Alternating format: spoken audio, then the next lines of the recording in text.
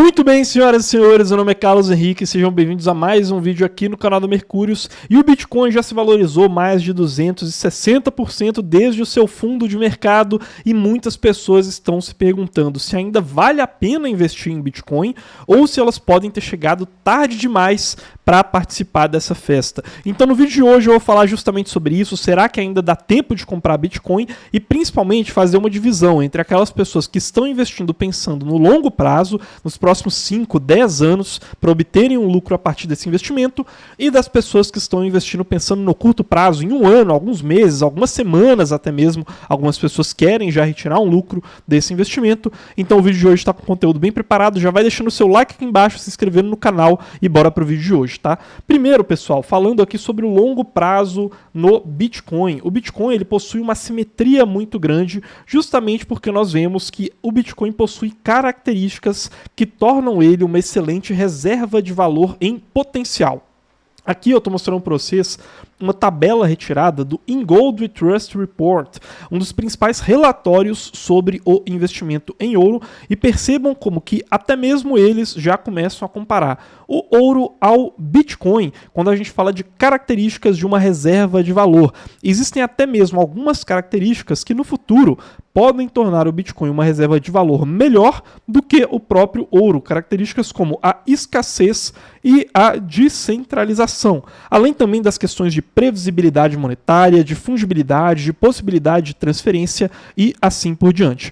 Pensando também no longo prazo, nesses próximos 5, 10 anos, a gente tem algumas destravas de valor, mas eu definiria elas como sendo principalmente a entrada de grandes investidores institucionais e também as questões geopolíticas. Então, existia uma demanda represada de grandes investidores, grandes fundos de investimento, bancos, bilionários, que gostariam de investir em Bitcoin, porém ainda não existiam veículos de investimento que fossem de fato assegurados, confiáveis o suficiente para se encaixarem nos requisitos desse tipo de investidor, principalmente lá nos Estados Unidos. A partir de janeiro desse ano, nós tivemos a aprovação dos ETFs Spot de Bitcoin lá nos Estados Unidos, e isso fez com que nós tivéssemos uma entrada muito grande na casa dos bilhões de dólares de capital para esses fundos de investimento. A gente já começa a perceber algumas grandes empresas incluindo 1%, 2%, 3% de Bitcoin nos seus portfólios,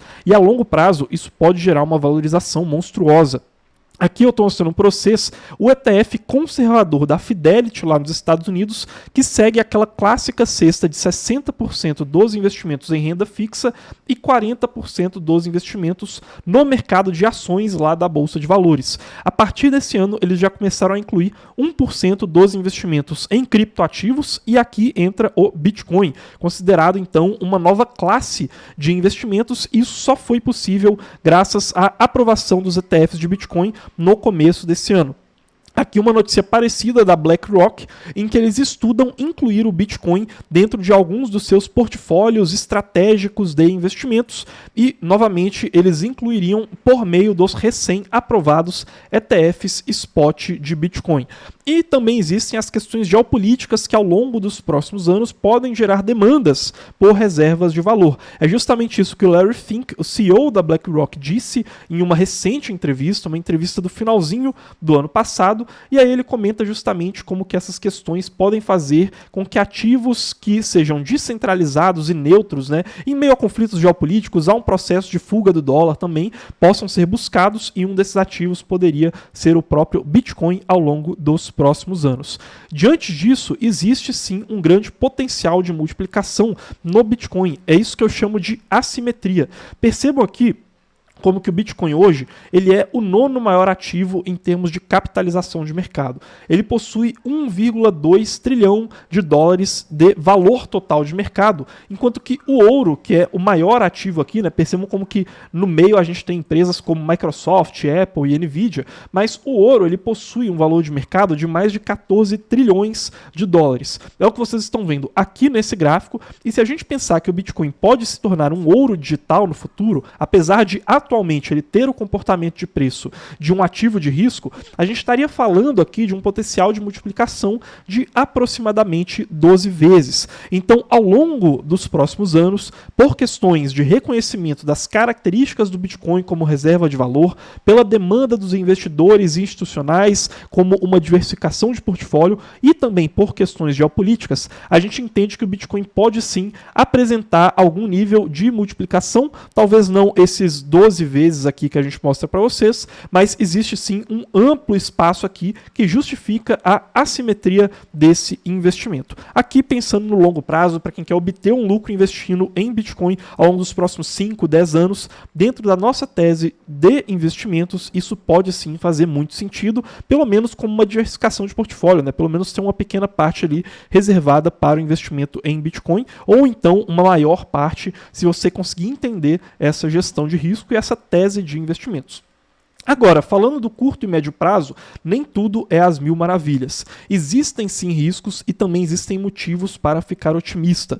Mas no curto prazo aqui, a gente precisa trazer esses riscos ainda mais nesse momento que o Bitcoin está subindo e que vários vídeos vão trazer como se não existissem riscos no Bitcoin, como se fosse um investimento 100% garantido e na prática não é bem assim, tá? Então vamos lá aqui para os pontos que eu separei.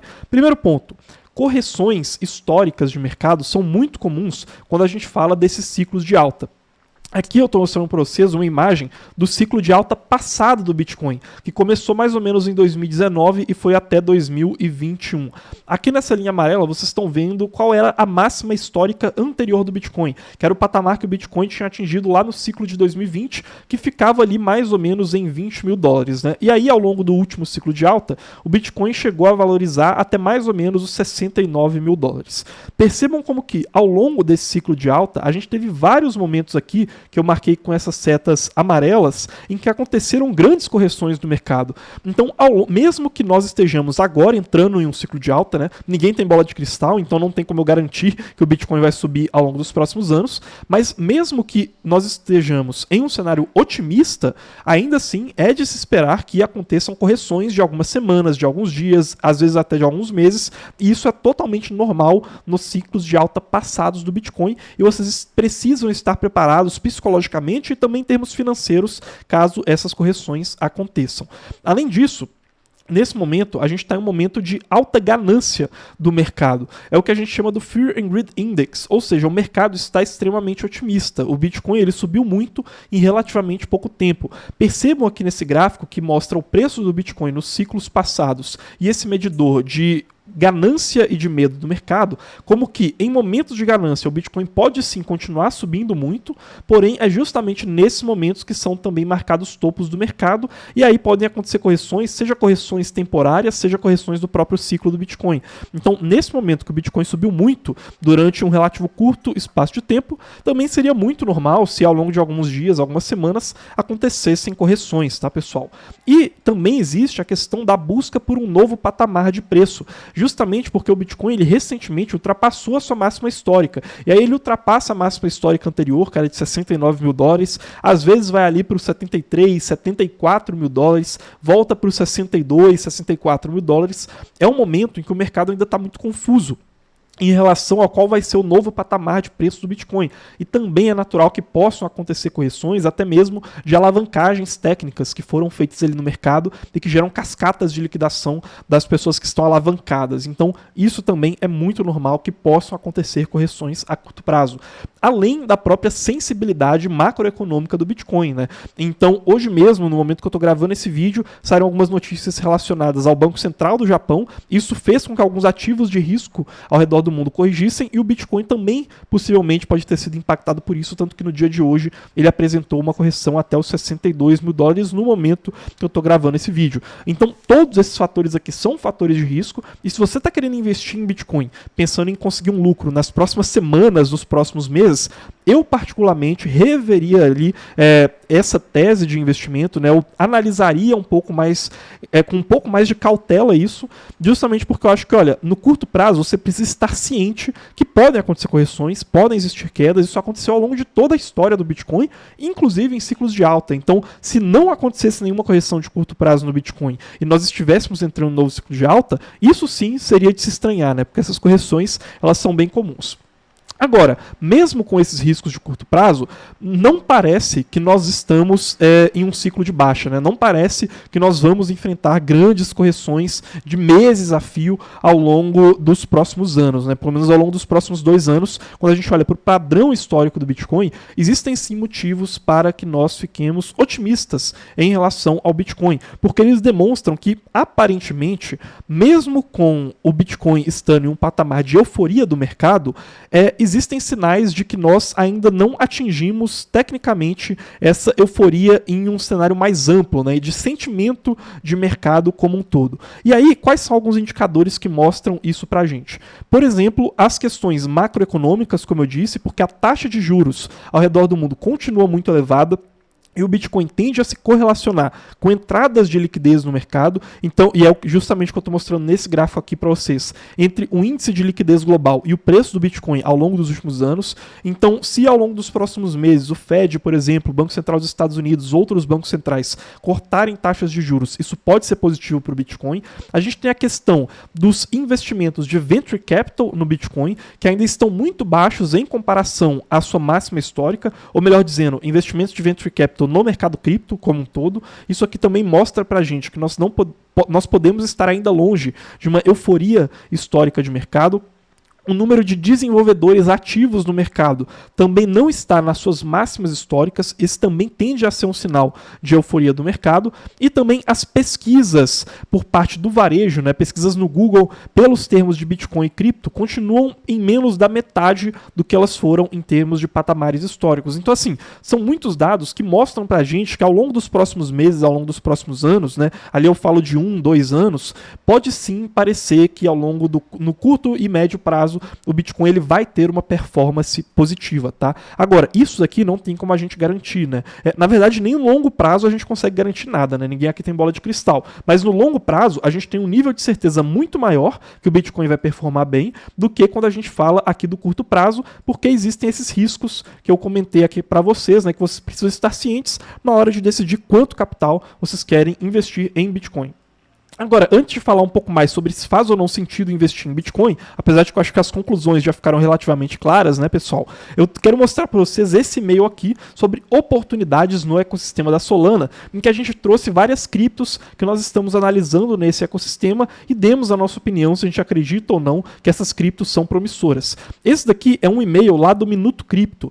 Todos os dias, às 7 da manhã, a gente dispara gratuitamente um e-mail parecido com esse, com as principais notícias, análises e oportunidades do mercado, de forma 100% gratuita e 100% resumida. Então, se você quer ter acesso a esses e-mails diariamente, é só clicar no primeiro link aqui na descrição, não tem enrolação, é só clicar no link e colocar o seu e-mail e o seu nome lá, só pra gente saber como te chamar na hora de enviar e-mails, né? E aí você já vai ter acesso de maneira 100% descomplicada, tá? Como eu disse, é 100% gratuito, tá no primeiro link aí na descrição, tá? Agora, será que faz sentido possuir Bitcoin na sua carteira de investimentos? Lembrando que todo conselho precisa levar em consideração o seu patamar de vida atual, né, os seus objetivos pessoais, mas dentro das nossas teses aqui na Mercúrio, sim, faz sentido investir em Bitcoin, mesmo para quem está chegando agora no mercado.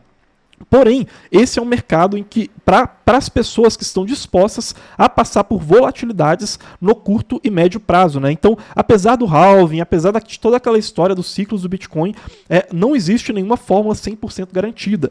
Então, assim, pra gente, se você está chegando agora, né, se agora você quer entender como investir em Bitcoin, sim, faz sentido ter uma parte da sua carteira em Bitcoin, pensando na simetria de longo prazo, mas só invista estando ciente que volatilidades podem acontecer. Esse mercado é uma montanha-russa, não é para os fracos de estômago, então esteja ciente disso para dosar o tamanho que o Bitcoin vai ter dentro da sua carteira, tá? Pelo vídeo de hoje é isso, pessoal, espero que tenham gostado. Não se esqueçam de se inscrever aqui no canal para ajudar a gente a bater a meta dos 100 mil inscritos, que estamos quase lá, deixarem o seu like aqui embaixo, o seu comentário e até mais, pessoal.